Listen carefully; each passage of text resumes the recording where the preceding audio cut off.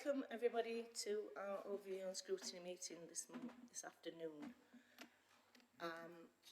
We've got the order of business today is that we will be having a separate session, which it will have to exclude public and press today, I'm afraid. So that we'll go off camera for a short while, but then we'll be returning. And this is because it's this sensitive information that we can't discuss openly right now, but will be available in the near future. So welcome everybody. The housekeeping arrangements, I'm sure you all know where the toilets are because there's no public here at the minute, and we're all aware of this building. If we hear a fire alarm, we will just follow an officer. Okay, do we have any apologies of absence? None received, Chair. Thank you. So we will be indicating when we have to exclude the public and press in part 2. That's on the agenda. Part 4, item 4 is declarations of interest. Does anybody want to register any interest? No? That's fine, thank you. Do we have any public questions? No, no public questions today. So item 6, which is a call-in of the decision of the Leisure and Entertainment Service Review.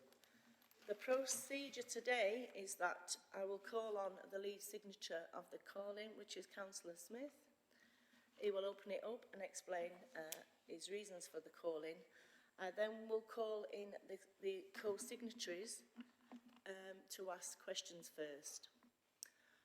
I'm just aware there's only a couple that's not on our board, so once it's opened up to the board, the co-signatories that are not on our board will refrain from asking questions because you will have had your questions asked. So we'll start and call upon Councillor Smith. Thank you, Chair. I was the lead signatory in this call-in for a few reasons. One being just a matter of principle that it's a heck of a lot of money. An unexpected bill for, was it £63 million, deserves, in my view, the maximum level of scrutiny the council can give it.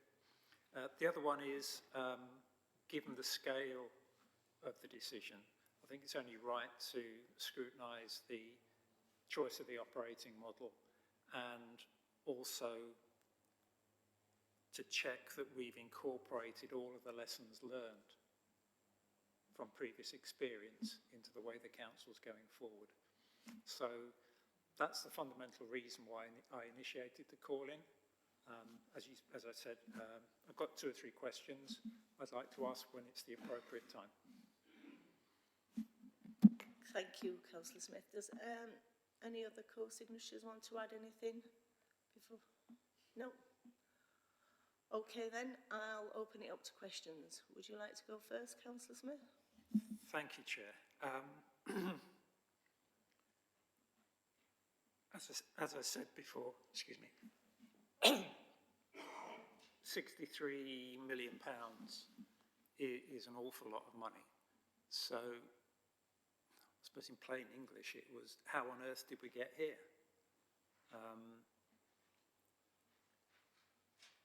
When was the council first aware that this large amount of money would have to be provided? I was part of a discussion in the former Economic Scrutiny Committee when we considered a report. That was a Part 2 report as well, so I won't go into the details.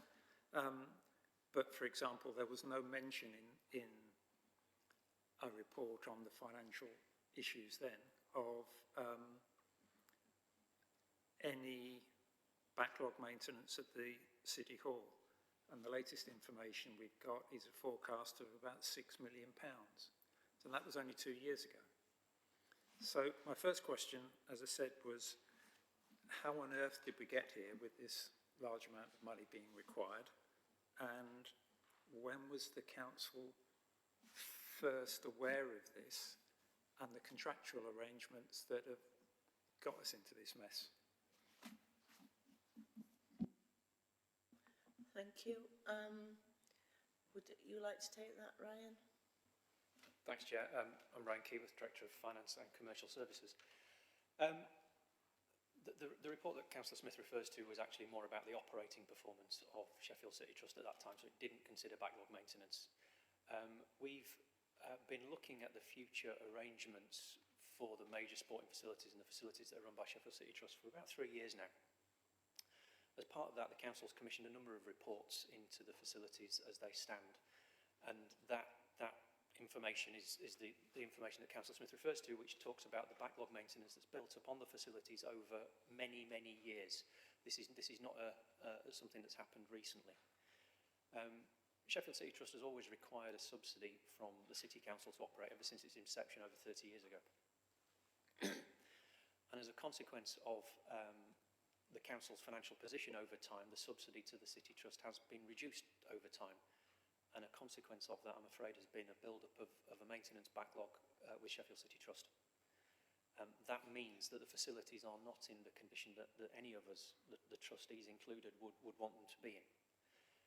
So this is something that the Council, I think, has been aware of for quite some time. I couldn't put a date on it, Councillor Smith, I'm afraid.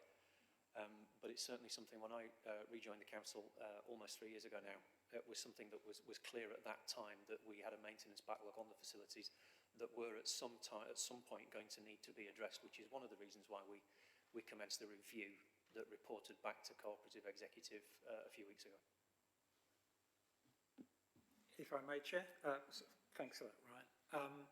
So if I've understood it correctly, the City Trust were or are responsible for the maintenance, but the council provide the funding for that maintenance. So was it a conscious decision of the council then to reduce the amount of maintenance that these facilities were receiving? And if not, who took that decision? Thank you. I don't know to what extent it was a conscious decision. The conversations that we had to have with Sheffield City Trust over again a number of years is how can you operate with a lower level of public subsidy than you have in the past. One of the consequences of that is naturally a focus on maintenance and only doing that maintenance which is deemed absolutely critical. And you know, I can think back to a couple of years ago when the operating subsidy for Sheffield City Trust was about £3 million a year. We were also putting in £2 or £3 million a year for essential backlog maintenance. Things that had to be done to keep the facilities open and available for the public. In line with other council buildings, in fact, you know, we've had to look very hard at the amount of money the council is able to spend on all council facilities. This building included, Moorfoot as well, as part of basically trying to live with a lower amount of money that we've had available to us to operate. So it's sometimes incredibly difficult choices between maintaining buildings to the standard we would all want and, I suppose on the other extreme, protecting some of the most vulnerable people in the city.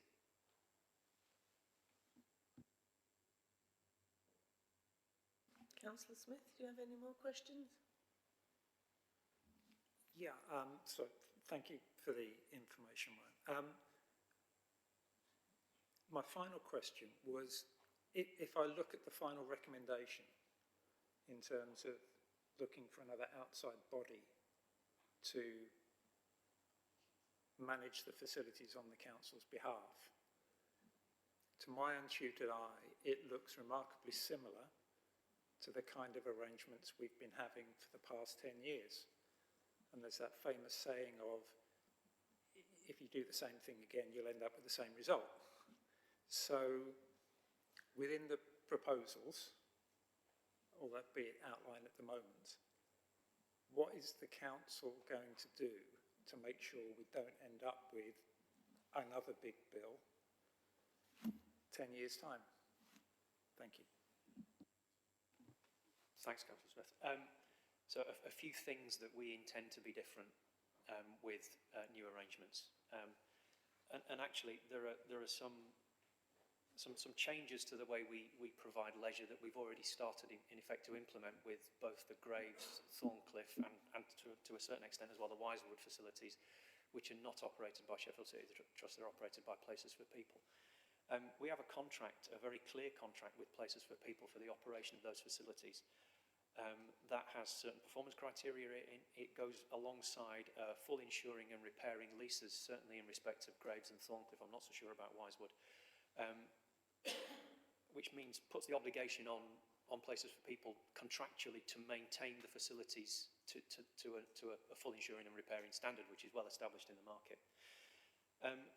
So that's one thing. There's a clear contract with service performance criteria, the full insuring and repairing leases that we'd want to go with that.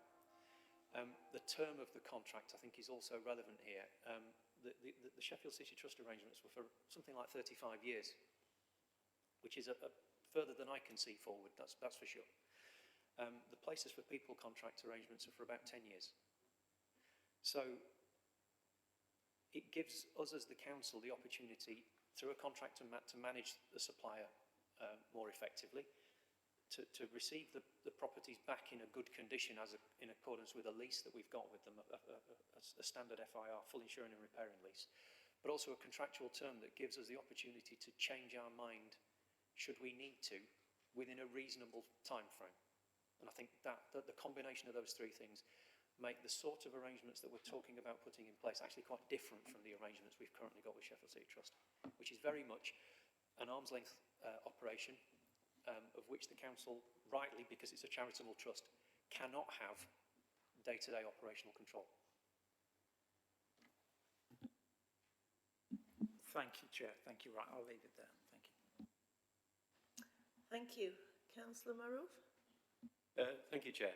I think Councillor Smith has asked some of the questions that I was going to touch upon, and Ryan has started to touch upon some of the subjects that I'm quite keen to talk about as well, which is the property and transactional agreements that we had with the trust. And you've already alluded to the fact that this was not on a full repairing and insuring basis, which is what it should have been, probably, in hindsight. But what basis was it on? Was it an internal repairing basis, or was it on absolutely no basis whatsoever? That's question number one. If so, then it sort of concludes that we were pretty much in pseudo control of the situation, albeit that there was a charity in place at the time, because we're still responsible for the costs of anything that arises out of it. So that is my first question on this. The second one is, some of these facilities were purpose-built at the time and were of sort of world standard at the time. Were there any photographic evidence taken within the lease appendix to say this is the condition that we're actually handing these properties over to you in? And we ask you to keep them in those sort of conditions throughout the period of the lease. In which case, then we would be able to go back and say, look, we gave you the properties in this condition. What you've ended up with is a situation where we've now got £63 million worth of bill. And in order to do that, was there any responsibility on the part of the council to keep not periodic inspections, but at least 5 yearly inspections, which is quite common in leases. There are normally 5-year break clauses with regular sessions where people can actually go and inspect premises as well. So if the answer to all those questions is that none of that was around at the time, then that begs a third question then, which is that in reality, we were in total control of it, apart from having somebody in a charitable position, just as an honorary position, but we were actually responsible for everything behind the scenes, in which case, then we haven't actually done a particularly brilliant job in making sure that the condition of those properties was correct. And I'm not having, this is not a derogatory comment or negative in any way whatsoever. This is procedural that I'm actually talking about. And if we've missed out on procedure here, it's not the fault of the members and possibly not fault of the officers. It was the circumstances at the time. And it's probably good and quite enlightening to admit that we got it wrong at that particular time. And we went into an agreement which we probably shouldn't have gone into because of expediency of need at that particular time to do that. There's a number of questions there, but mostly they're all related around the commercialism of this, because clearly it's not commercial from what I'm hearing here today. And there are quite a lot of lessons to be learned as we move forward. And when we do move forward, presumably we're going to be giving people the information that we're already £63 million of maintenance is needed there. That's where you start from.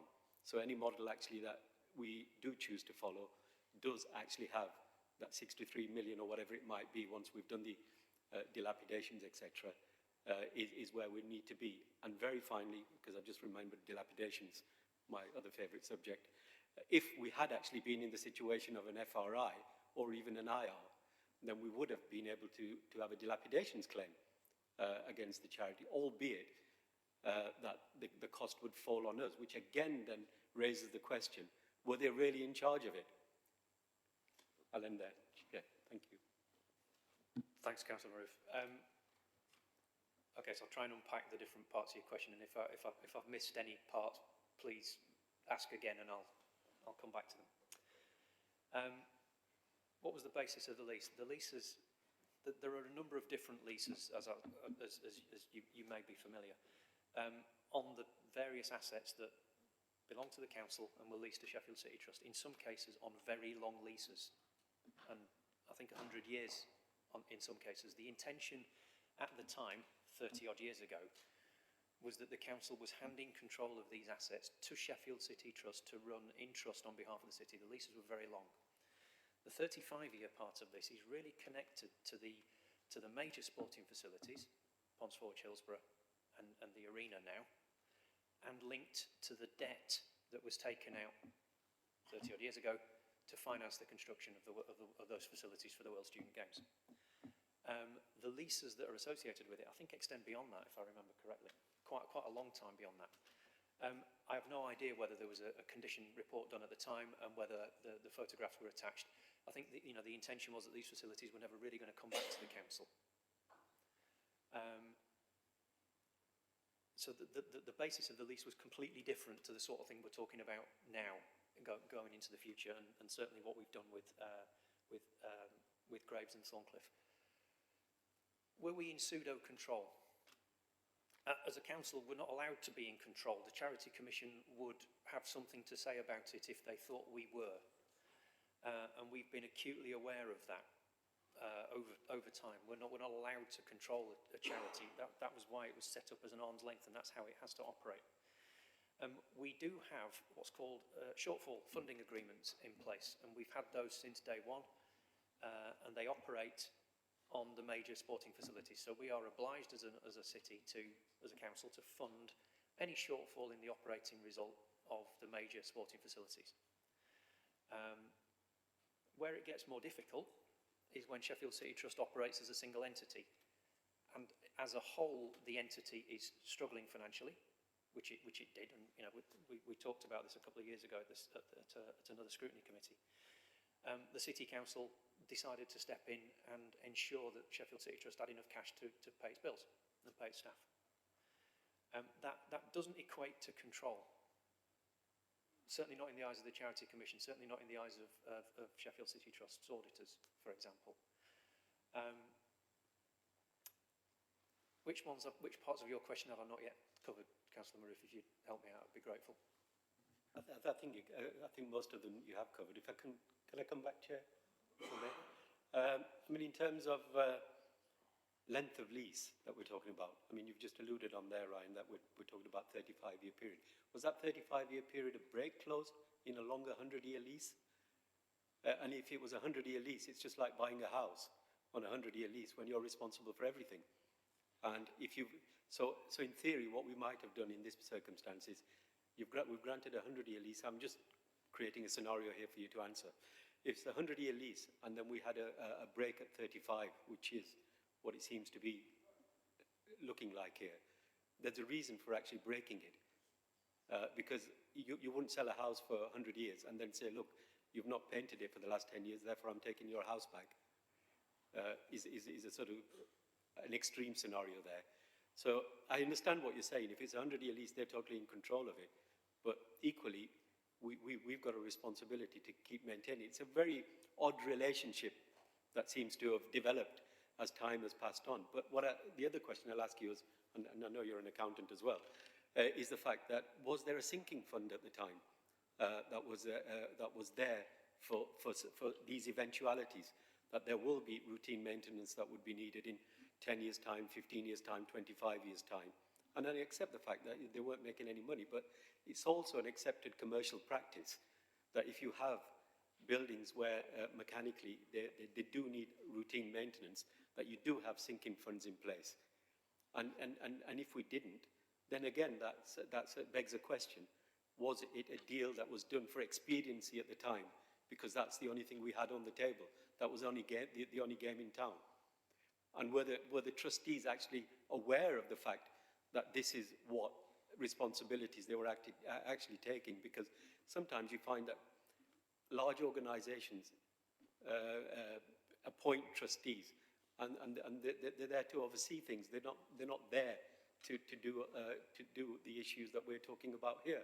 So these are the things which don't sit quite well with me at the moment, because obviously the more I dig into it in terms of commercialism, the more it looks it's not commercial. Would I be correct? Right, let's go back a little bit. The leases were very long, you're right. As I said, 100 years or more. The 2024 timescale is linked entirely to the debt that's associated with it.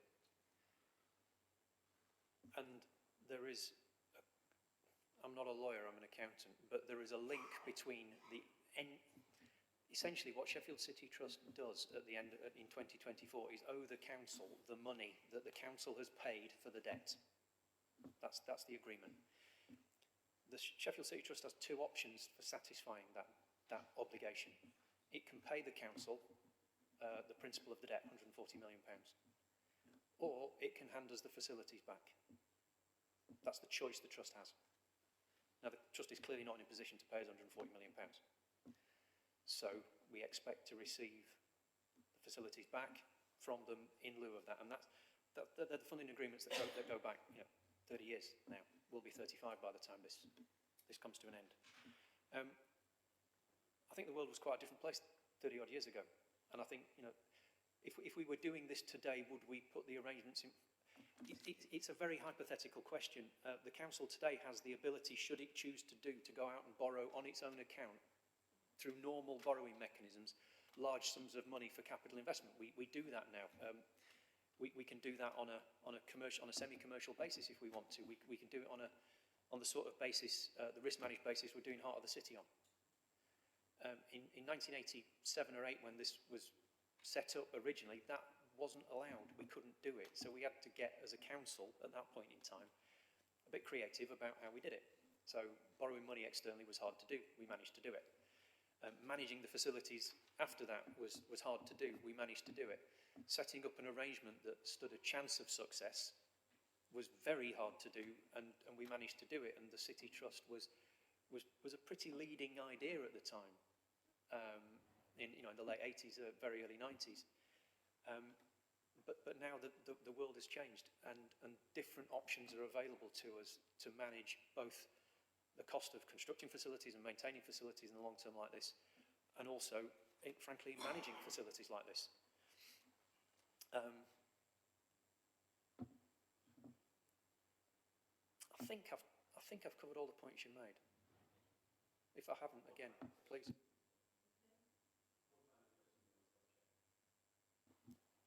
One final question from me, Ryan. I think you've just touched upon something which leads to another question in terms of natural laws of property ownership here, which is the fact that if they did have a 100-year lease from us and it was tied to a debt and they can't pay the debt, then obviously they're handing the keys back and saying, this is it, we can't pay the debt. But if I was actually advising them in a commercial capacity, what I would be saying to them is, look, this is your property for 100 years. You've still got another 70 odd years left, probably 60 on a lease. And I'd ask them to put it on the market and say, whatever we get from it, the city gets their debt paid, we get the rest of the money. That's the natural law of property sale when you've got a 100-year lease. So can they do that or can they not do that? No, Sorry, that's my final question. I will not dig any further. That's not something that they're able to do. That they can't sell the facilities without they can't sell the facilities. They're not theirs in that context of a 100-year lease. They're not in. That's not. Yeah, I'm just trying to clarify that because in a natural world of property, that would be the case. Okay, thank you, Ryan. Thank you, Councillor Maroof. Can I just remind board members that the Sheffield City Trust trustees are volunteers, and be mindful of our language, and also the fact that the employees will be listening to this today. So let's be sensitive and mindful of that. Thank you. Now I will open it up to the signatories that are on the board, which is Councillor Otten and Councillor Aries. Would you like to ask questions? Councillor Otten, thank you. So, thank you, Chair. So, thank you for your comment you've just made. I'm not entirely aware, to be honest, of how Sheffield City Trust management is structured. Obviously, there are trustees. I suppose below trustees there are managers of various kinds. The context, I think, that the important thing for us to consider here is, I think I certainly believe, I hope we all recognise that have been problems with the way that the facilities have been run by SCT, and have we learned the lesson from that, and are we by this decision about to enter a process that doesn't repeat those mistakes? I mean, that's the big question, I think, in front of us today. And so I appreciate the option 3 as well. I suppose the first question, grouping a couple of things together, is if we had another arrangement with an organisation just like SCT, would that be an option 3 arrangement in terms of the paper, or would that be an option 2, or would that be something else? And related to that, the promise, I suppose, that the financial risk in option 3 doesn't fall on the council.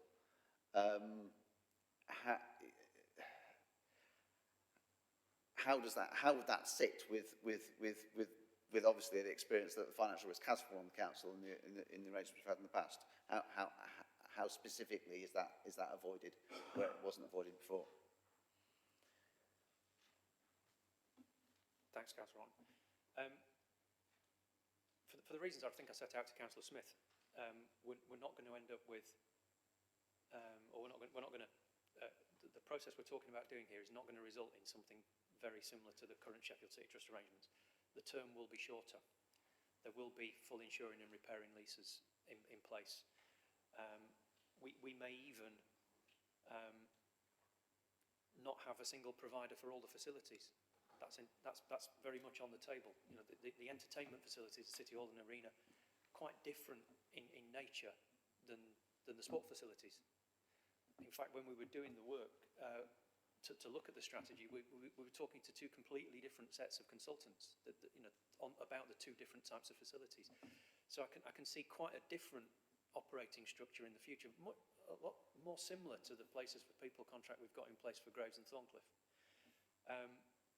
And actually, building on that, the financial risk for Graves and Thorncliffe doesn't fall on the council in any way the same as it does for Sheffield City Trust. For Graves and Thorncliffe, actually, through the pandemic, we did provide a pretty limited amount of support to Places for People, but it was in line with the contract that we got with them. It wasn't an open-ended commitment, it was a contractual position that we got with them. And actually, in normal times, Graves and Thorncliffe provide a return to Sheffield City Council. Places for People pay us when, in normal circumstances, certainly before the pandemic, they were doing that. So I think what we're looking to try and achieve is something more like the model we've got for Graves and Thorncliffe. It won't be the same because we're talking about a different set of facilities, different size, different scale, but something that's got a defined term, a clear set of performance criteria, a clear service specification, and full insuring and repairing leases that underpin it and make sure that the backlog maintenance doesn't reoccur. Thank you for that, Ryan. I mean, I agree. I mean, certainly the Graves Tennis and Leisure I'm familiar with, and it does seem to be well run and a good service, and you know, I'm very happy with it. And I've not been happy with Ponds Forge and the other SCT facilities in the same way. Another example I would give of a well-run facility is the Stockton Leisure Centre. And if you remember, for members who may not have been around at the time, the proposal was initially to close that because it was losing money under SCT management, and the community offered to take it over, and initially there was some resistance. Now, thankfully, you know, the agreement was made, the community have taken over it, and I understand, you know, my understanding is they are now running it well, and the need for closure is no longer there, simply because it is better run now than it was by SCT. So I suppose the question is, I mean, I might not be for yourself, Ryan. I'm happy for an answer from anybody in the room. Are we all agreed that management of the facilities by SCT has not been good? I think that's potentially an unfair statement, Councillor Otten. I mean, you did say at the start, you know, the trustees who oversee this, the trust are unpaid. They do this out of the generosity to their civic duty to the people of Sheffield. The management who run these facilities are constrained to a fairly great extent by the facilities themselves. They've not been able to run the facilities in a way that's generated a surplus over the years. Running facilities the size of Ponds Forge, for example, is really difficult to do in a way that generates a surplus. You know, these things are horribly expensive to run. And the kind of the backlog maintenance issues that have arisen over time, and this is not something that's arisen in the last 2 or 3 years. This has been building, I suspect, for quite some time. Mean that the facilities aren't as profitable as perhaps they could be, and it's something the trustees have spoken to the council about a number of times. It's, you know, certainly from the time I've returned to the council, about the need for investment in maintenance in the facilities to get them up to the sort of standard that actually we're talking about doing as part of this. Decision. It's probably as much as I want to say on that, but you know, I think to characterise it quite as starkly as that is potentially just a little bit unfair, if I can say that. I mean, maybe the community runs Stockton Leisure Centre really, really well. Maybe that's the way to put it. I mean, I did watch the webcast of the cooperative executive meeting which agreed this paper, and I believe Councillor Turpin also criticised the management of SCT in that meeting. So it's not just I mean, I think it's not just an opposition here. I think there are members of the cooperative executive who might share some of my concerns. You know, I don't know whether, you know, I'm not laying blame at the feet of the trust or the trustees or the managers. I don't know how the internal structure of it works, and I don't. You know, I don't particularly think it's relevant. I think the question is, how do we get, if we are putting this out to tender, we're doing it, you know, we're getting the contracts right this time. I'm sure that will make a difference. You know, is it all down to the contracts and facilities, or is there a way of, you know, if we get a bid in from A and a bid in from B, and A is going to do a bad job because they're just not well run, and B is going to do a better job, a way of telling them apart and making sure we don't go with the organisation that this time round is going to do a bad job. Councillor Fox wants to come in on this. Thanks, Chair. Just pick a couple of comments up, Chair, if I may. I understand, obviously, the party wants to live in the past here, but the issue is that these buildings have come to the end of their life.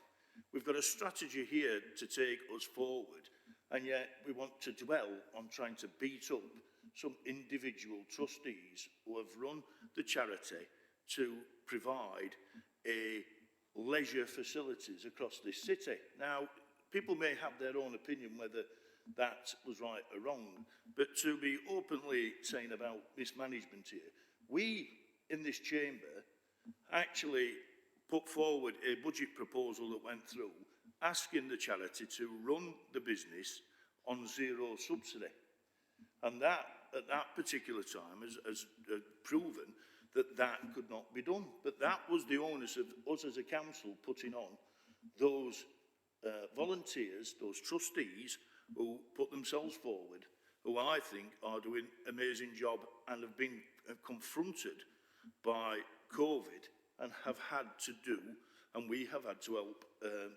stimulate the Ponds Forge again. We have had a number of issues, but we've got a strategy in front of us, Chair, that is looking to the future.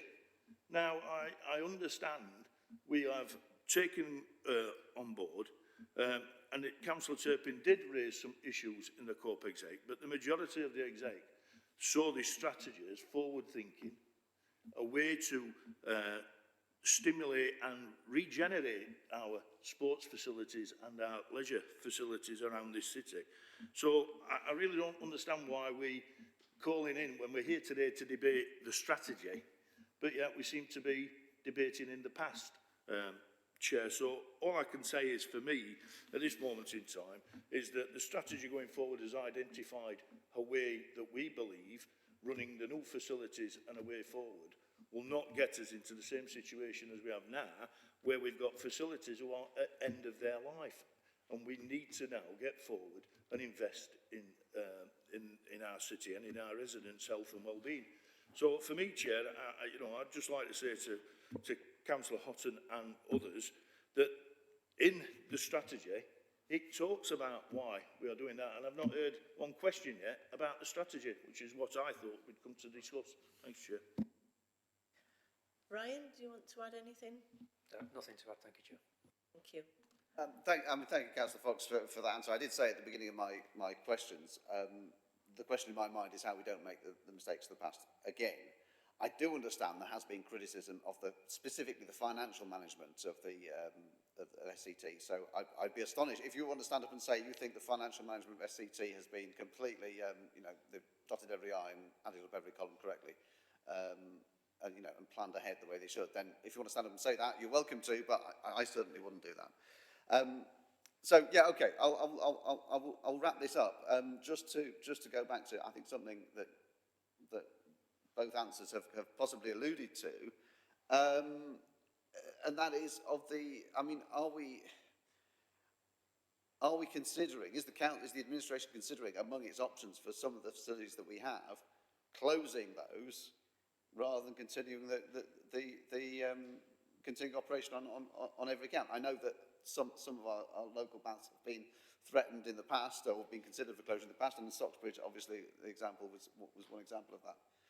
Can I have that? Is there an answer to that, please? I'll take that one, Chair. No, Councillor Otten, there's no expectation of any facilities closing in the future. So as part of the review work that we've undertaken, we've worked with Sport England on their facility planning model guidance. And what we do know is that what we've got at the moment in Sheffield is right for the needs now and into the future, and that the facilities are in the right places. So there's no expectation on any further closures. There's just expectations around investment and improvements to the facilities in the locations where they're currently set. Thank you. Councillor Harris, do you want to add anything before I open it up? Okay. Now I'll be opening it up to the rest of the board, and Councillor Smith, and you want to add anything before we go into? Not at the moment, Chair. Do I have the opportunity to say something at the end or not? In that case... Oh, sorry. This is your bit. Yeah, okay, thank you. In that case, just one thing. In response to something Councillor Fox said, my questions have been directed to look at the lessons learned as we go forward in the strategy or the forward plan, whatever we want to call it. And we need to learn lessons from what's been in the past and how we've got here. And frankly, it is already in the public record that serious questions have been asked about the financial management, and it's not just by one party. So I'll leave it there, but frankly, that has been an issue in the past that may or may not have contributed to where we've got to now. Thank you. Thank you. I'll now open it up to the board, and I've got Councillor Jones. Thank you, Chair, and thank you for the presentation. I've got some questions about the figures that were brought up earlier, just for clarification. All the facilities that are in this report, could you give us an indication, if possible, of the notional value of those properties, if they were brought here, if they were to be disposed of now commercially? I'm afraid we're not in a position to do that. We've not looked at the value of the sports facilities on a commercial basis for disposal at all. Sheffield City Trust have recently sought to value, for balance sheet purposes, a number of their properties, but that's not the entirety by any stretch, I'm afraid. I'm not sure if we even hold that information, although we may do. Can I get a written answer if that's appropriate? I'd be happy to do that. Yeah, thank you. If I could follow on, it would have been helpful to have that information. I'm guessing we probably wouldn't know what the land that they sit on would be worth as such. Again, if we do, and I'm not sure we do, it'll be purely for accounting purposes and not for any commercial sale purposes. Okay, that's helpful. Because part of the thing I wanted to do is just kind of understand what the value of those things are. Obviously, there's a £40 million debt from what I picked up before that SCT aren't able to deal with. If we had those figures on terms of the value of those properties, then if they had that figure, would they have been able to borrow against those properties, being as they're ours, to service some of that debt and invest in the properties going forward? I don't believe they would, no. Is that part of the original lease, do you know, from when it was done? I don't know if it's part of the detail of the lease, so I can't confirm that, but I'm pretty sure that SCT aren't able to borrow against the value of assets that aren't theirs in perpetuity. Okay, so that kind of means that SCT were operating possibly with an arm tied behind the back, because using the analogy that Councillor Maroof, who's not with us currently, was saying is if it was my house and I wanted to improve my house, I could borrow against the property and value of my house, but that doesn't necessarily seem to be a mechanism open to SCT, so I'll move forward from that one. So one thing that you did pick up on, so I'll leave a large area of the question that I was going to do because we don't have the information at the moment, but one thing I was thinking of is the strategy as put forward by Sport England, saying that the facilities we've currently got and the location of facilities we've got suit and match the city's need and desire. I can certainly see, in terms of Hillsborough Leisure Centre, that all three of my children are exceptionally good swimmers as a result of SCT and that facility itself. So I'm grateful to them for all their work and support they've given me and my family. But we've been tasked by government to increase the population of Sheffield by upwards of 100,000 between now and 2038. Has that potential population growth been taken into account? It has, yes. And within this strategy, is there sufficient flex to make sure that the requirement for facilities can flexibly match them depending upon where those properties go in and the new communities that may or may not occur? The analysis has been done based on future population growth to, I think, 2034. So that's been built in terms of where the facilities are now and what capacity they have to manage future population growth. That's certainly reassuring to hear that we've got some continuity built into this going forward. And yeah, that is certainly really, really helpful to know. Councillor Jones, can I just add one thing, if I may? What we're not doing as part of this decision is setting in absolute stone exactly what's going to happen and exactly when. We've got a plan here. Each of the schemes that comes forward will come forward at the time it comes forward and will need to be tweaked based on the specific requirements at that point in time. So there's an opportunity right through the development of this strategy for us to alter, flex, change as circumstances dictate. What we're not saying is, by agreeing to the decision that it agreed to a few weeks ago, the council is committing itself to precisely these things at this point in time. What we're talking about here is, or what we've proposed and Corp Exec have agreed, is an overall strategy, very much like, I suppose, the vision for the heart of the city that was agreed quite some years ago. But each of the buildings that we construct comes forward at that point in time, and I think nearly every one of them has changed slightly from the original vision. I can see that happening here, and that will allow us to respond to the sort of things that you talk about.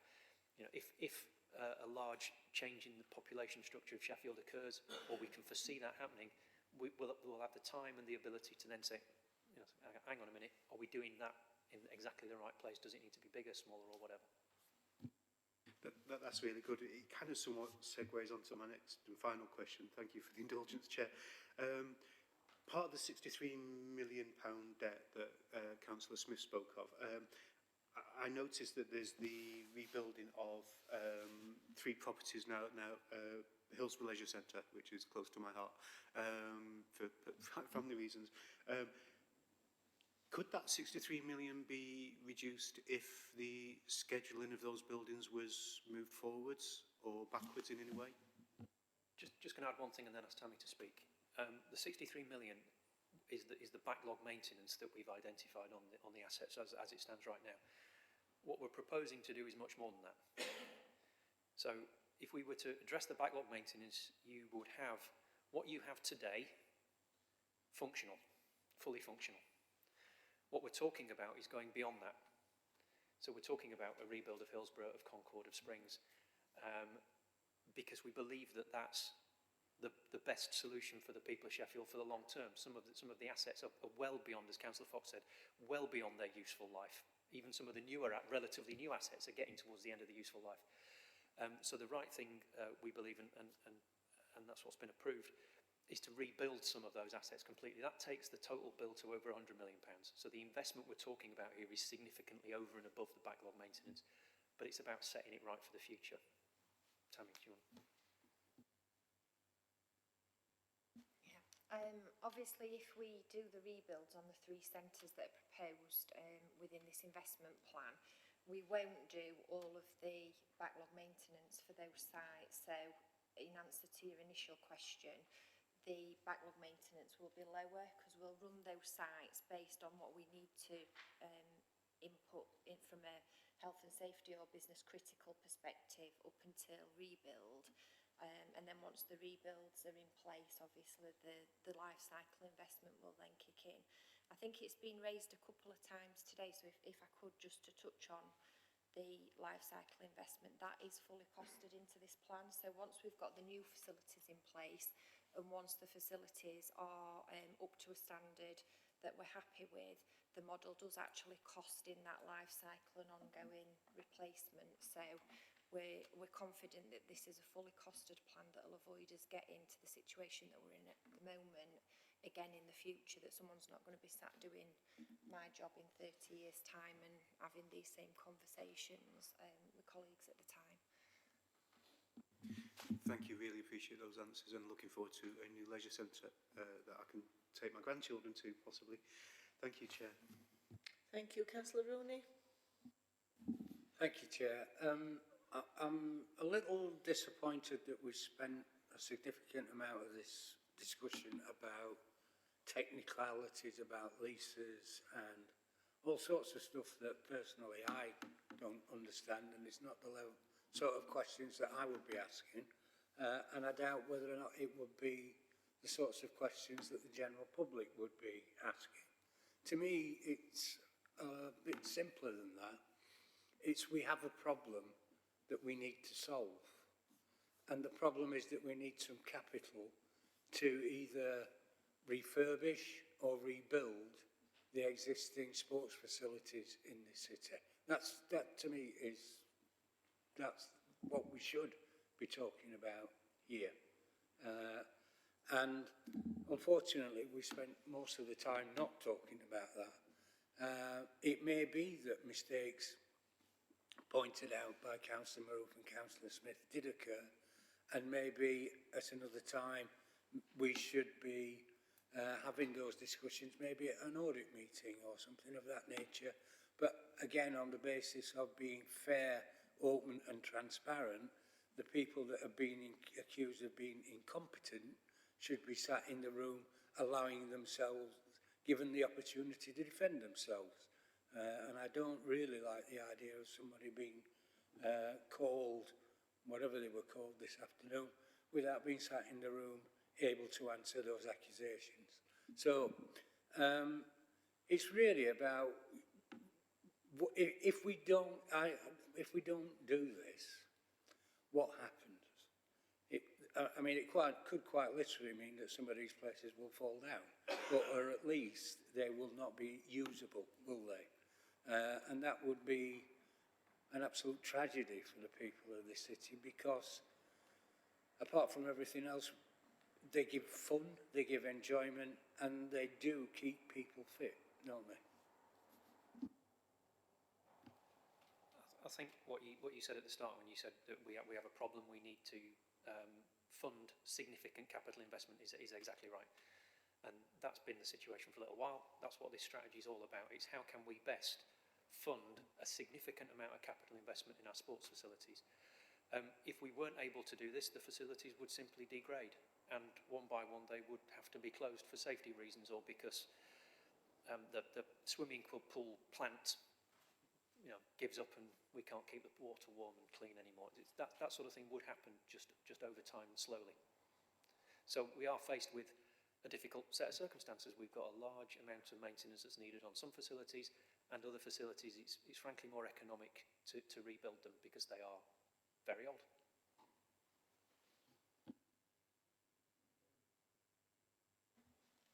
Councillor Lodge? Yeah, thanks, Chair.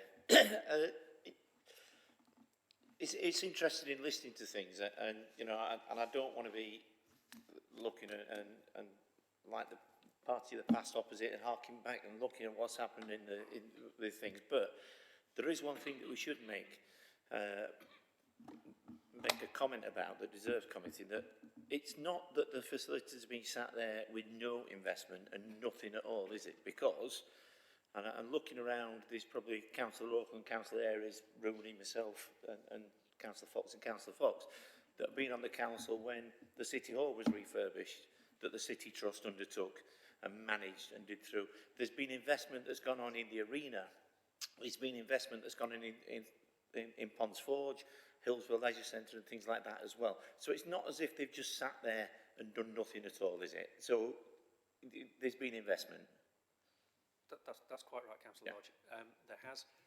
As I said earlier, I can remember a couple of years ago when the operating subsidy was about £3 million a year. I think we put another £2 or £3 million a year into the City Trust for exactly that sort of essential maintenance. And you're absolutely right. Over time, the council has put money into the City Trust to allow it to do things like the City Hall, and we've supported the trust to do that. Yes. Thanks. And I think it's also, we should be looking at this is an exciting opportunity for the city. We're now going to renew and refresh the offer that's out there and bring it back up. And I think it's one of the things you've alluded to. So there will be kit that's in some of this, plant and equipment that's in some of these facilities, which is now obsolete, which, if they fail, then it is going to fail. And that's the thing, that's the nature. I mean, we know, for example, in this building that there's huge investment that's needed in here to bring it to a standard, because some of the things the fabric and the structure is obsolete. But that's part of the position we've found ourselves in reducing the funding. Is that fair to say that because of the overall financial position the council has found itself in, we've had to cut the subsidy and the funding to Sheffield City Trust? That is the case. The subsidy's fallen quite significantly from many years ago to where Councillor Fox referred to. We tried to reach a zero subsidy, which proved not to be possible. But even the sort of £2 or £3 million we were looking at pre-pandemic was quite significantly lower. If memory serves correctly, and the scrutiny papers from a couple of years ago have the correct numbers in them, it's about half what it used to be, even at that £3 million. So the subsidy used to be nearer 6. And as the council's resources became more and more stretched, we worked very hard with the trust to try and bring that subsidy down. So absolutely right. 30-year-old facilities are always going to be reaching the end of life for significant components. That's always the case. So we were always going to end up with pretty big needs for investment at around the 2024 time period. And it's a credit to the council and the trust that over time we've managed to keep the facilities going as well as we can on ever decreasing funds available. Thanks. And the reason I bring that up, Chair, is because, you know, we as a City Council, with a number of administrations over the years, have been responsible for the funding arrangements. We've been responsible for the subsidies we've been given in there. And so it's very easy to sit there and say, well, you know, look at this, the financial management or the management of the trust. I think we're doing everybody a disservice by saying that, because the way they have managed things, the way they have kept things going, I think they've done a fantastic job. The trustees over the years and the management of the City Trust and the individual venues that they've done. And I think we also should recognise that in Sheffield we've got facilities which, if you go outside of Sheffield, other people would love to have the range of facilities that we've got, and I think we almost become blind to it after a while, because you see things all the time. So people just become used to it and accustomed to it. But you know, when you think about it, they are 30-odd years old. There's kids that have grown up, and Councillor Jones is saying his grandchildren will be using Hillsborough Leisure. You know, I've been with my kids and my granddaughter now that you take to Ponds Forge and things. So they are fantastic facilities, and we've perhaps got a little bit used to looking at them and seeing them there and not considering the age of them. But I think, and I just repeat what I said, Chair, as a comment, it's not requiring a response from the officers there, but I think this is a fantastic opportunity for the city that we are going to be refreshing and renewing, and we'll be delivering facilities that grandchildren, great-grandchildren will be using going forward. And the plan that's in here and the strategy that's in here is doing it in the same way we're doing things at the heart of the city. As we sit here, you can hear work that's going on out there, and we're seeing that investment that's coming on that the council are leading on. And I think this is a great thing that we should do. And rather than sitting here and almost pulling it down and criticising what's going on, I think we should be looking to the future. We should be looking to what we're trying to achieve with this. And I'm fully supportive of the proposals that went through the Corp Executive. Thank you, Chair. Thank you, Councillor Lodge. Councillor Oakland. Thank you, Chair.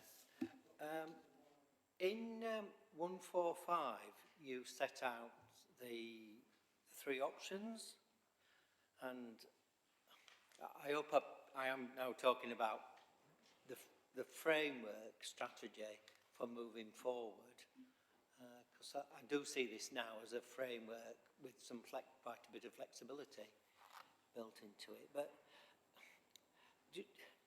and it is about the different treatment of VAT and what sort of difference that makes in the numbers between the 3 choices, just so that I understand it.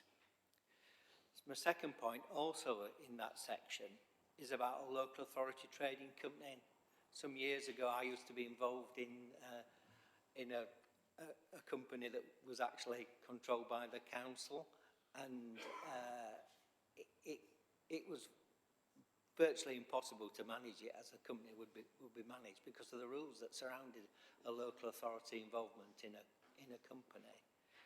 So probably out of date, but what advantages does a local authority trading company offer these days? The capacity to mortgage, the capacity to borrow, the capacity to manage, as it were, somewhat at arm's length, perhaps.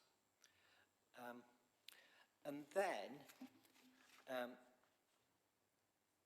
I've got a general sort of question about, if we go ahead with this strategy, whatever model we take, aren't we going to be the banker of last resort no matter what? And isn't that going to some extent, potentially, I'm thinking, colour the judgment of whatever partner or structure you go with, because essentially we've ended up as the supporter of last resort to keep the trust going.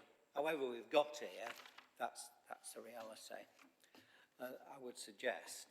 And then in 422, so when there's discussed at the executive, just a general observation, I mean, I think the tide is out on outsourcing in the public mind to an extent, rightly or wrongly. And I don't actually resile from some of the outsourcing that I've been involved in the council over the years, but I certainly think the tide's gone out on that. But so I sort of like got the impression that members on that exec were not particularly enamoured of an external arm's length arrangement. So you're talking 422 about the financial modelling that you've done and the 10-year investment programme. But I can't see it anywhere what the financial gap was. Sorry, Chair, I'm being dazzled now by the sun. Yeah, what the financial gap was that members had to make when they were talking about this strategy. Have we any idea what the financial gap was between in-house, local authority trading company or external partner? Sort of like the financial gap or the extra cost or the quantity of risk that members who took that decision, what the choices were, because you've clearly come up with as officers as the least risk option, and it's an external partner. I just wondered when we've looked at that, and forward thinking. Actually, are the numbers available for any member of the board who's interested to look at what the modelling showed? And the consultants report, and you mentioned 2 consultants, and it's usually to list supporting documentation in the report, so I'd normally have expected a reference to those consultants' documents, and whether someone's trying to make it worse for me, not better. Yes. Yeah, I can see you've had quite enough. Hang on. Yeah. Thank you, Councillor Rooney. That's it. Yeah. Just stay there for the rest of the meeting. Oh, just move myself out. But you see what I'm driving at there, Chair? Thank you. Yeah. Yeah, thank you, though, just the same. Yeah. No, I'm proud. Thanks, Councillor Auckland. So, back to the top, VAT. Yeah. I said at Co-op Exec, and I've not changed in the last couple of weeks, I'm not a VAT expert. The council, in the context of providing this kind of leisure services, is relatively VAT inefficient because it's a commercial activity. So we run the risk of breaching something called a partial exemption limit, and I'd rather not go into that if I can, because I'm not qualified to talk about it. It costs several £1 million if we breach that limit. Right. So there's a cost, a risk, or cost to the council running. And sorry, Chair, and is it likely because of the size of the operation? It's very likely, or it's a racing certainty. It's not really a risk, it's an issue. A local authority trading company can be fairly VAT efficient because it's set up as a separate entity to do that. A third party can be very VAT efficient in the same way, roughly, as a local authority trading company. So that's a major difference between in-house and a local authority trading company. There's also the opportunity, and it totally depends how you set a local authority trading company up, to have different staff terms and conditions, different ways of working, and so on. So Sheffield City Trust does not operate to the council's terms and conditions. It doesn't. And a local authority trading company could be set up in a way that made it different. That might lower costs as well. What we've assumed in all the modelling here is that all staff are paid at least foundation living wage, so we're not taking that most aggressive commercial approach in any of this. Even in the third-party contract, the intention is to specify at least foundation living wage for all members of staff. And again, that was something we discussed with councillors as we developed these proposals. So the advantages of a local authority trading company really are around how much independence you're prepared to give it from the cost structures of a local authority. You'll get a little bit of a VAT advantage, and you might get some more of an advantage in bringing in different staff on different rates of pay, different incentivisation and all that sort of stuff. Aren't we the bankers of last resort in any event? I suppose we are, but the question I have to try and weigh up is what's the risk of us being called in to be that banker of last resort? If it's an internal department, we're there, we're on it. If it's a local authority trading company that's a wholly owned subsidiary of the council that doesn't have any other business elsewhere, then we're pretty close to being there in any event. If you're contracting with an organisation that runs multiple facilities across the country and has experience of running them in a sustainable way, hopefully over many years, the risk of us being called in to act in any way, shape or form is much lower. Places for people have only called us because of a pandemic, and that was covered by the terms of the contract that we had with them. So not a banker of last resort, it was a contractual position that we were in. When we looked at the financials that underpin the proposal here, we modelled out the risk associated with the three operations. When we did the work, we believed that we could run an in-house operation for roughly zero operating profit or loss. But that the debt that was required to make the £100 million investment would never be paid back. So we could run it at an operating zero, but the council elsewhere would have to find the money to pay the borrowing back on the investment. When we looked at a local authority trading company, the work we did and the advice we got from consultants would be that a local authority trading company should perform a bit better than the council. That would require support from the council for about 20 years, a reserve support essentially, but that ultimately the debt would be paid back. But it would take 20 years to do, and there's when you're looking at that length of time horizons, as I'm sure you know, the risk of something happening in that time is obviously significant. With a third-party operator, again, the third-party operator should really be able to benefit from economies of scale for running similar facilities. They should be able to benefit from economies of senior management and just know how to do this. The council itself has not run these facilities for 30-odd years since Sheaf Valley Baths. I learned to swim there, actually. Sheaf Valley Baths was replaced with Palms Forge. So if you've got an operator who has significant expertise in this sort of thing, they should be able to run the facilities very well. And there are examples in Sheffield with Graves and Thorncliffe, and in other authorities on a larger scale, such as Manchester, where a third-party operator runs its facilities quite successfully. That operator should be able to return cash to the council in about a 10 to 12 year period. So the support required from the council is much shorter, and we should see a stronger return more quickly with less risk, because we're talking about an operator who actually has experience of running facilities like this.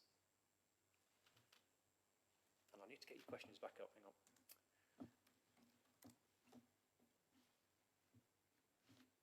Are the numbers available? They're not included in the report. I'd be happy to talk to colleagues and take advice, but I can't see a reason why we couldn't make that available. In terms of the consultants' reports that underpin it, we used those reports and the information in them to develop the strategy. So the strategy that you see before you is essentially the product of that advice. So that's why they're not listed as distinct reports. They've not been published other than directly to officers and discussed with lead members as we've developed the advice. Again, I'd probably want to take some advice as to whether we could make those reports public. Well, the thing that's supporting documents, just the bit about consulting with members, we've obviously got the Graves facilities, actually, Beecham and Greenwell ward. But I don't recollect when you consult with members, I don't recollect a consultation. Have I missed that? Sorry, that's probably my incorrect language. As we've worked with relevant cabinet and executive members as we've developed the strategies, what I should probably say, rather than consult formally with members. Apologies. Okay, thank you, Chair. Thank you. Councillor Phipps. Thanks, Chair. And thanks, Ryan and Tammy, for coming and your answers so far. I've got some questions about the preferred option, if that's okay. Fully appreciate that it's not set in stone at the moment and things can be changed, but just some things to bear in mind. Are we making sure that in the preferred option of going to tender on this, discounts to disabled people, accessibility, and the current free gym arrangements for certain groups are written in and consulted on? And then for the free gym, I'm referring to the physical activity referral arrangements. And as well as that, it was good to hear you speak, Ryan, about the length of the contract, because I think that is a concern when outsourcing management, if it's too long and you're not then able to change stuff. So is 10-year the length we're specifically looking at, or are we considering shorter terms, or is it just an open book at the moment, looking at break clauses, etc.? I'd just be interested to see if we had any thoughts at this moment in time on that. Thank you. Thanks, Councillor Phipps. I'll answer your last question first and then ask Tammy to answer your first question second. 10 years is an example of the sort of term we'd be looking at. The thing we haven't done yet is develop the strategy for going to market on this. So we haven't yet determined how long any contracts would be for, or indeed how many contracts there would be. I spoke earlier about whether it may make sense to look at the leisure side of the operation distinct from the entertainment kind of arena and city hall, because they are quite different, and it's you limit your market potentially by looking for a single provider to run both very different types of facility. So it's just an example. Work still to be done. On the discounts and concessionary pricing, we would have an expectation as part of the specification that those arrangements would continue.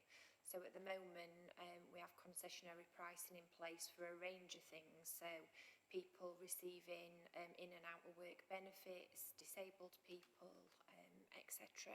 And also the exercise referral schemes that you talk about, we'd want to build that in as well. So I don't think there'll be any detriment moving forwards with the new arrangements. Okay, thank you. Councillor Argentio. Thank you, Chair. Thank you, Ryan and Tammy. Thank you for the report. Well, an observation first, and then I'll ask my question.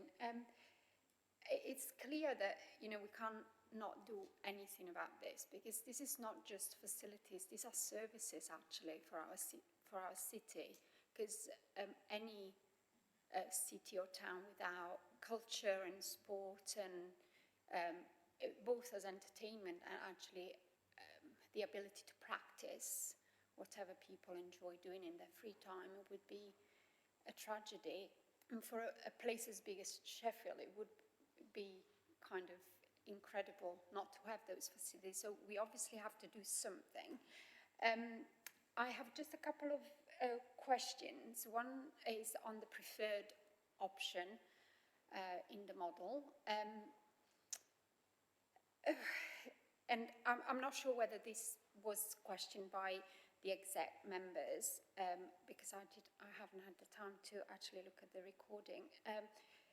In terms of economies of scale, I understand that it would suit us to have the expertise of larger organizations that operate at maybe a national, regional level, that have the management facilities. But in terms of suppliers, I would imagine that going forward in a world where there is a climate emergency, we'd actually want to use local suppliers. So could we do something about building something in the contracts where we actually specify that if there are suppliers in Sheffield that can provide those facilities so products or whatever, that would be built in. I don't know if this has already been asked and it's already been thought about. I'm just thinking, you know, on the papers that was presented to us, because it would mean that goods wouldn't have to travel as far, so that we wouldn't, you know, waste resources, but also it would benefit the local economy much better than if a company from Manchester takes over and then they bring all the stuff from Manchester rather than use the stuff, you know, the same products that we may have locally. And also in terms of the investment in the refurbishment and upkeep and bring up to date of the facilities that we have, and you know, the rebuild of the 3 that are mentioned in the plan, is there a you know, the sort of impact on the environment being built in the plans already, so that we don't have to do it after, which is often what we seem to be doing as an organisation. So if it could be put there at the outset rather than at the end, it would cost less, but also it would be more rational. So I'm just wondering whether that is already being picked up. Thank you.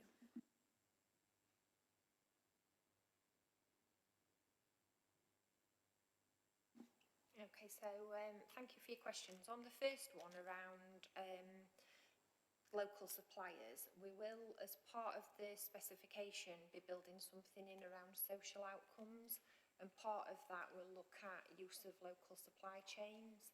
And one of the methodologies that we'll ask bidders to submit around it will be on that exact thing, so it'll form part of the basis of the decision in terms of how we move forward.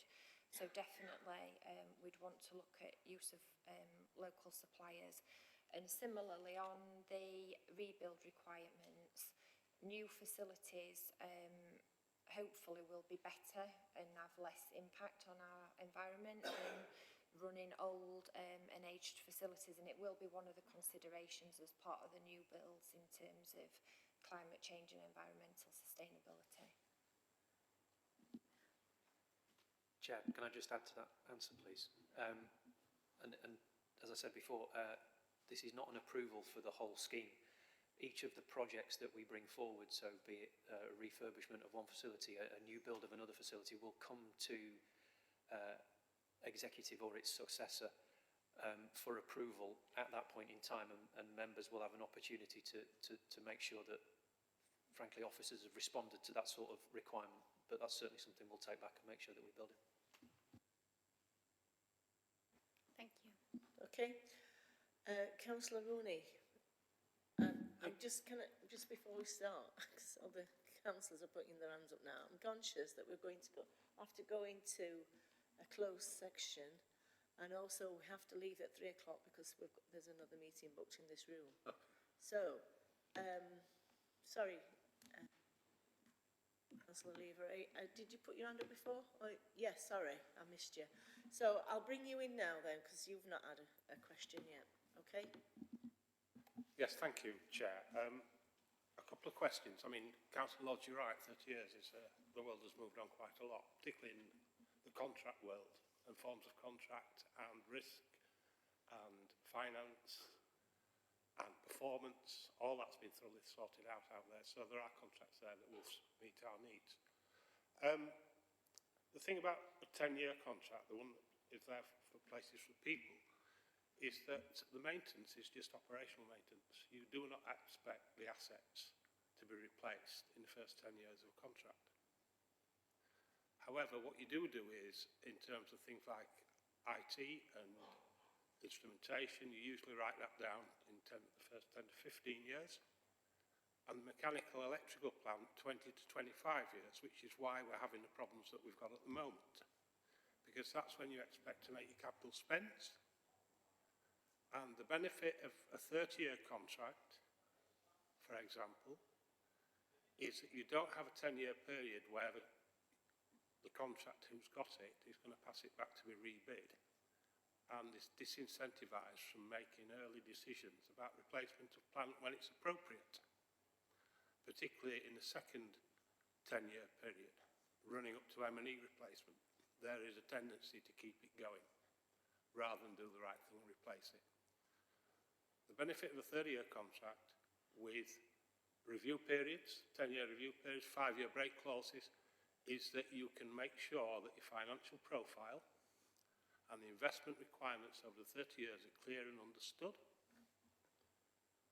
And has this been considered as part of the review process for the strategy? Because this is quite normal when you're taking on a new facility, that this sort of length of contract would be right with break clauses. That's my first question. Thank you. Thanks, Councillor. So a couple of things there. We haven't determined what length of contract we're going to go for yet. I've used the example of 10 years because we've got something similar with existing facilities. The financial model that underpins this has a really clear and significant, actually, cost line in it for long-term maintenance. So however that's provided, the money's included within the model to do that. So we're very cognizant of exactly what you've said, that some bits of equipment, laptops and IT and so on, has a relatively short life. Others, much longer life, and they're the sort of things we're looking at now. The modelling we've done goes over 30 years. So we've taken that long-term view and used that kind of experience and knowledge from consultants that we've been working with to make sure that we've plugged in the right sort of maintenance for these facilities for the long term. So again, exactly how that ties into different contractual arrangements, I don't know yet, because we've not done the work to specify that, but we've certainly provided the kind of financial capacity for it on that basis. Okay, thank you for that. The second thing is, the 63 million backlog maintenance sum is a big load for the council that's got the financial challenges it's got. Has it been considered that they are actually built into the process of bidding so that we may take less of a return, but what it also does is it frees the contractor up to decide how he wants to replace the plant, because he's carrying the risk, and it might not be in the way that it is now. And therefore, if you've got a performance contract, you've got clear financial targets, then the risk in this third area is about him taking it all. It's far easier to take it all if you've made the decision about how you want to start, rather than it being done by the council and then handed over. Thank you. Again, thank you. We've not ruled in or out the sort of suggestion you've just made about whether the right thing to do is to contract with somebody to build and manage a facility, or whether we build it, somebody else manages it. That again, that work has not yet been done, but it's neither ruled in nor out. That includes the capital backlog maintenance then. That's what I was really getting at, that they can decide what they put in rather than it just being done as it is now. We've not ruled in or out that idea or that way of working. The way we've costed it at the moment is that somebody is going to have to spend quite a lot of money either building new facilities or getting back up to standard the existing facilities. And we judge that somebody's got to pay for it, so we'll put it in the model at what we believe a reasonable cost is. How that is exactly divided up between money the council itself spends or money that is linked to a contractual arrangement, we have not yet determined. So the headline up front, 100 million, could be a lot less in terms of capital commitment? In terms of the council's capital commitment, that is possible. The investment required, I'd suggest, is at least 100 million. The other thing we will certainly look to do is to secure external funding from potential grant funders or others to reduce the council's or the amount of capital that we have to support, either through a long-term contract or through our own borrowing and investment. Okay, I mean, this is a really important issue. This has a major impact on council finances and the way this outcome is done. And I think this needs to, whatever strategy is determined to be adopted, I think needs to come back for approval, because I think the capital funding issue is a major issue in this project. Thank you. Thank you. Councillor Rooney? Try and be brief. Yes, yeah. Please. Thank you. maybe a complete and utter red herring, but I'm just wondering if we're given any thought to expanding the number of facilities we've got. The one that springs immediately to mind is skateboard parks, for example, because there's one in Parson Cross, I believe, which is a roaring success, and one in Millhouses, which is also very, very popular. So what I'm asking is, let's not just rebuild what we've got, maybe think about adding to it and expanding the number of people that use the facilities, for example. And the other one, which is probably a double red herring, is have we given any thought, given the difficulty we have in trying to get someone to develop the site, in chucking the ski village into this proposal?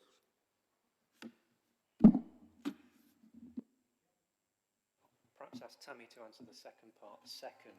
The first part second. The ski village site, as far as I'm aware, is not included in these proposals, Councillor Rooney. It's a separate scheme. In terms of the facilities that we'll offer, that's not set at this stage. So particularly where we're rebuilding facilities, we'll be going out and doing some very localised consultation at that point. And it might be that there's a completely different mix to what's offered on the site. What I can say is that the swimming pool provision absolutely needs to be replicated, because we know what we've got is what we need in terms of delivering school swimming lessons, etc. But other things in terms of engaging people and people being physically active, we can look what will work for particular communities and what is going to benefit and get people using. So I wouldn't rule anything in or out, to be honest, Councillor Rooney. It's something that we need to look at for each site when we determine actually what's going to be put in there and what we'll deliver. So it could be that it's a range of indoor and outdoor things. So I don't know, maybe 3G pictures and other things outdoors, as well as the indoor facilities. But that's still to be determined. And as Ryan alluded to, for each individual scheme, we'll be coming back for further approvals and with further detail. Could I just put in a plug for another all year round bowling green? We've got, I'm getting older, you see. We've got one in Woodhouse that is, you know, you can use it all year round. It's the only one, certainly in Sheffield and probably in South Yorkshire. Perhaps we could do with another one.